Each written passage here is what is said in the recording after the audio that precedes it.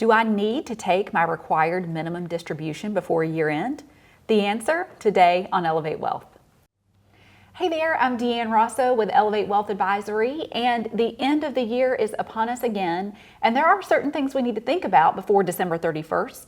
And so with me today, I have Ben Hall, our Director of Tax Services. Welcome, Ben. Thanks, Deanne. So Ben, is taking your required minimum distribution one of those things to add to your year-end to-do list? Yeah, it actually is one of those things you want to add to your year-end to-do list, especially if you're required to take them.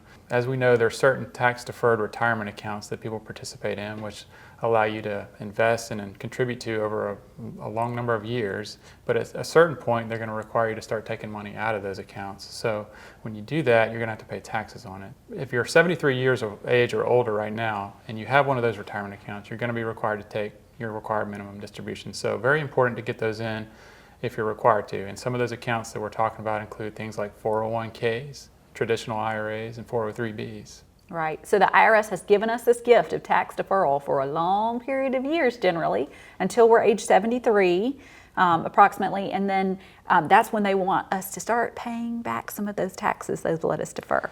That's right. 73 is the magic number. Once you hit that age, you're going to be required to start taking some of that money out. And one exception is when you do turn 73, if you're turning 73 in this current year, you actually have until April 1st to make that first distribution, so you have a little bit of extra time.